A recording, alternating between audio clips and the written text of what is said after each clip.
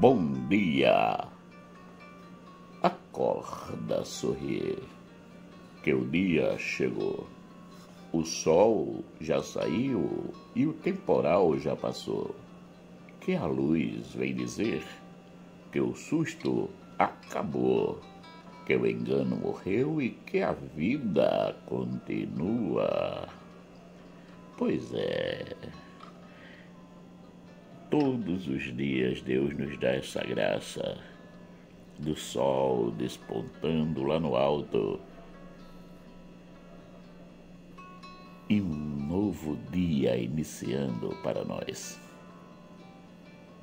Graça essa que é nos dada para recomeçarmos.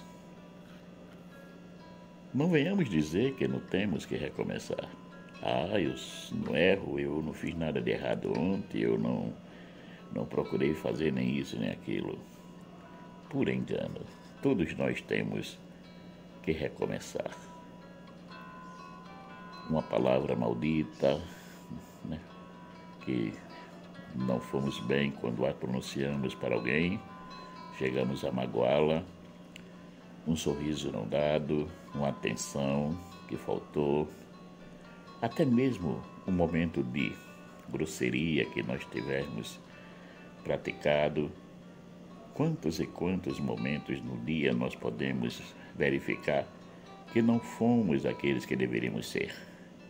Eis a oportunidade que temos para refletirmos e recomeçarmos.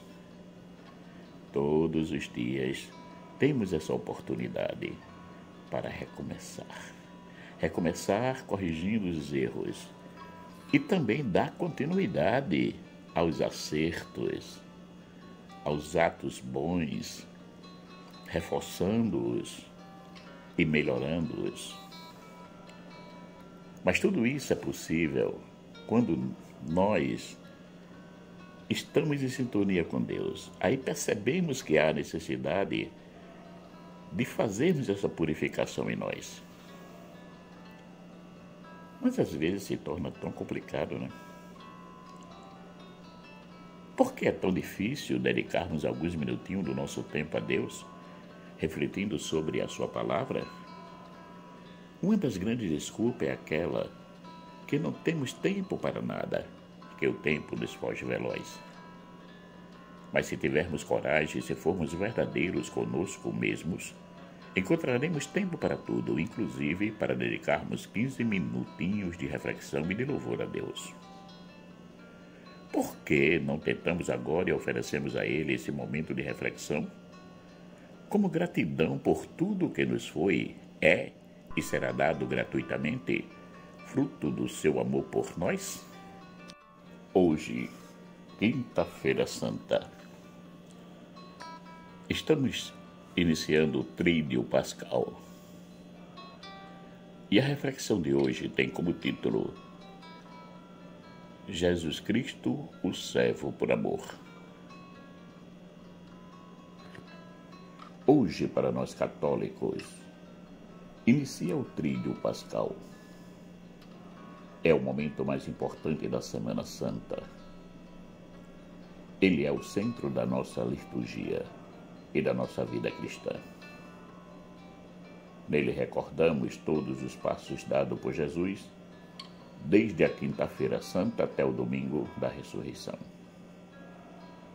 Portanto, revivemos com muita fé e devoção a sua paixão, morte e ressurreição. São momentos importantíssimos para a nossa caminhada de fé cristã, pois Paulo nos disse: e se Cristo não ressuscitou, logo é vã a nossa pregação, e também é vã a vossa fé. 1 Coríntios capítulo 15, versículo 14. O primeiro dia do Tríduo Pascal é a Quinta-feira Santa, que possui dois momentos importantes para toda a Igreja. O primeiro é a celebração que o bispo, junto com todo o clero, realiza pela manhã, que é chamado a Missa dos Santos Óleos. É nessa cerimônia que todos os sacerdotes da diocese renovam o seu sim ao bispo, demonstrando para todos os fiéis a unidade da Igreja. É também nesse momento que todos os olhos que serão usados nos diversos sacramentos são consagrados. O segundo momento da Quinta-feira Santa é celebrado à tarde e é chamado a Missa da Ceia do Senhor, onde Jesus lava os pés dos apóstolos. Jesus reúne os seus apóstolos para festejar a Páscoa com eles. Foi nesse momento de confraternização que Cristo instituiu o sacerdócio ministerial, a Eucaristia, e nos deu o seu mandamento novo. O meu mandamento é este: que vos ameis uns aos outros, assim como eu vos amei. João, capítulo 15, versículo 12, que foi denominado como mandamento do amor recíproco. Todos nós, cristãos, somos imbuídos do sacerdócio real. Mas vós sois a geração eleita, o sacerdócio real, a nação santa, o povo adquirido, para que anuncieis as virtudes daquele que vos chamou das trevas para a sua maravilhosa luz. 1 Pedro, capítulo 2, versículo 9. Pela imensa misericórdia de nosso Senhor, vós que em outro tempo não éreis povo, mas agora sois povo de Deus, que não tinhais alcançado misericórdia, mas agora alcançastes misericórdia. 1 Pedro, capítulo 2, versículo 10. Isto quer dizer que somos partícipes do sacerdócio de Cristo, porque está escrito: Tu és sacerdote eternamente, segundo a ordem de Melquisedeque. Carta aos Hebreus, capítulo 7, versículo 17. Jesus quis nos deixar também o sacerdócio ministerial, formado por homens chamados pelo Espírito Santo, ao serviço do altar do Senhor. A sua função é de nos ajudar na nossa caminhada de fé. Ele é responsável no pastoreio da comunidade, pela ortodoxia da fé, pela unidade de todos os fiéis que lhes são confiados. Ele tem uma tarefa muito importante e que a chamaria como função primordial do seu sacerdócio, que é de nos dar a graça de termos a Eucaristia sempre presente entre nós.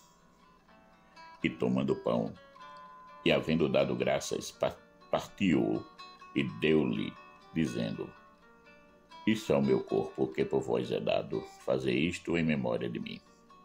Semelhantemente, tomou o cálice depois da ceia, dizendo: Este cálice é o novo testamento no meu sangue, que é derramado por vós. Lucas, capítulo 22, versículo 19 e 20. Porque somente ele é quem pode consagrar o pão e o vinho.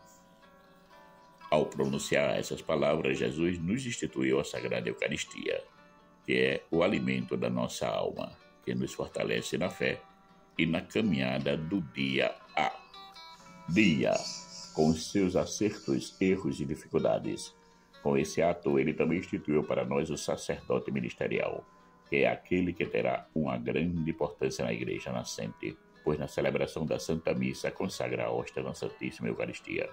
Portanto, sem a presença do sacerdote, não podemos tê-la, isto é, o sacrário ficará vazio. Aí alguém pode dizer: mas as hóstias consagradas que estão no sacrário não valem? Sim, valem.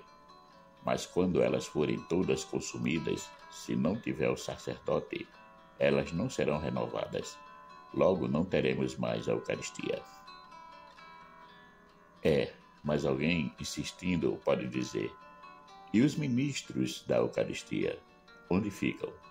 Pois é, eles têm um papel muito importante na caminhada da Igreja, que é o de auxiliar o padre na hora da comunhão a distribuir a Eucaristia.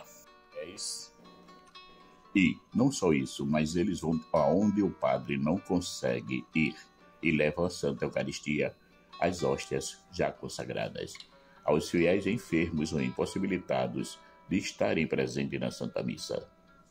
Por isso, quem consegue entender a beleza e a importância do sacerdócio ministerial passa a cultivar e a amar verdadeiramente o seu pároco, procurando não vê-lo como mais um que está ali para mandar, organizar, perturbar, cobrar e presidir as celebrações, mas o verá como um verdadeiro enviado de Cristo, o irmão mais velho, mesmo que seja ainda jovem, que está entre nós para nos orientar na fé, ajudando-nos a sermos mais cristãos e nos dando a oportunidade da reconciliação.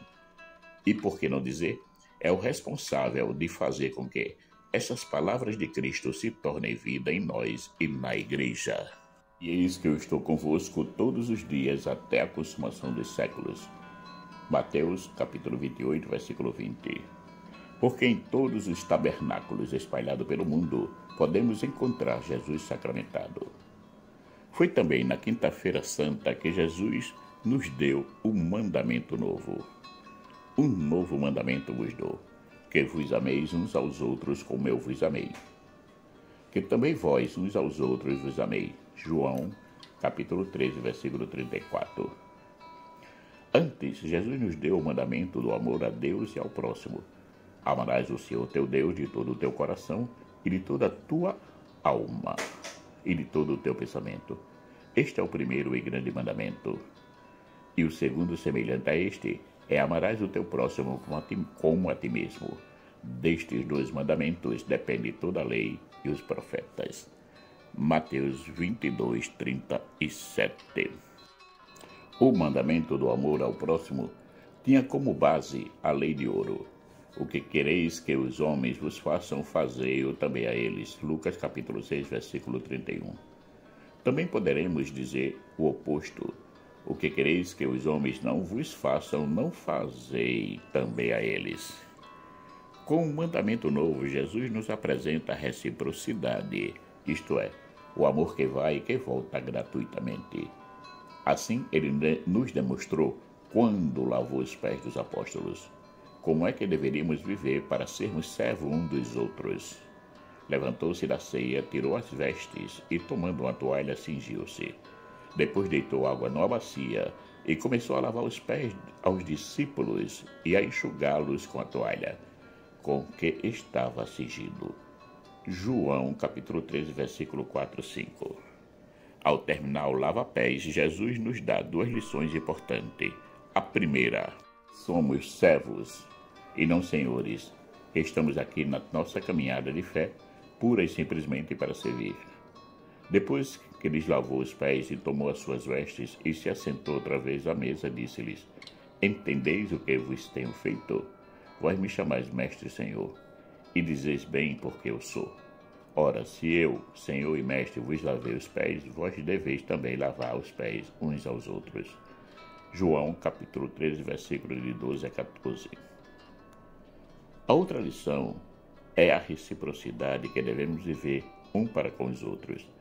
Também lavar os pés uns aos outros, porque eu vos dei o exemplo para que, como eu vos fiz, façais vós também. João, capítulo 13, versículo 14 e 15. Nessa ação, Jesus nos mostra que a Eucaristia e o amor recíproco leva-nos à unidade, ao que todos sejam um. Pai, que todos sejam um como eu e tu. Ó Pai, o és em mim e eu em ti. Que também eles sejam um em nós, para que o mundo creia que tu me enviaste, e eu dei-lhes a glória que a mim me deste. João capítulo 17, versículo de 21 a 22. Quinta-feira Santa é plena de significado. Podemos aproveitá-la para meditarmos e aprofundarmos sobre, primeiro, o sacerdócio ministerial, que não é uma invenção humana, mas foi o próprio Cristo que nos deu, que nos apresentou. Portanto, quem ama verdadeiramente a Cristo, ama também o sacerdócio ministerial. Porque, como já nos disse João, se alguém diz eu amo a Deus e odeio seu irmão, é mentiroso. Pois quem não ama o seu irmão ao qual viu, como pode amar a Deus a quem não viu? 1 João capítulo 4, versículo 20. O segundo ponto é a palavra e os ensinamentos de Cristo, que são elementos de propagação da Boa Nova, com a qual podemos dizer, assim como João, quem diz que ama a Jesus, que não vê e não ama a sua palavra e o seu ensinamento é um mentiroso. Pois quem não ama a palavra e os ensinamentos de Cristo, aos quais tem diante de si, como pode amar a Jesus a quem não viu ainda? O terceiro ponto, A Eucaristia, que é o nosso vínculo de unidade com a qual devemos ter toda a nossa devoção e amor, ela é o próprio Cristo entre nós. A vivência do amor recíproco nos é fortalecida pela Eucaristia, que devemos sempre recebê-la na Santa Missa, isto é, se estivermos preparados. O amor recíproco nos faz família e nos ajuda a sermos mais humildes nas nossas ações. Jesus nos tira de nós o amar como a si mesmo, que era a base da ação do amor ao irmão, que poderia nos levar ao egoísmo, e nos apresenta uma nova condição que tem Ele mesmo como exemplo: amar como eu vos amei. Essa é a medida, e como nos diz Santo Agostinho, a medida do amor é não ter medida. Podemos concluir que não devemos medir esforços para amar o irmão. Caríssimos, participem das belíssimas celebrações que a Igreja nos oferece durante esses 3 dias do Tríduo Pascal. Aproveitemos hoje, Quinta-feira Santa, para participarmos da Missa dos Lavapés, principalmente aqueles que faz um bom tempo que não vão à igreja. Voltemos ao nosso convívio com Cristo, que não deve ser só individualmente, mas também comunitário, isto é, junto com o povo de Deus. Onde 2 ou mais estiverem reunidos em meu nome, ali estou eu no meio deles. Mateus, capítulo 18, versículo 20. Marcos Laurentino.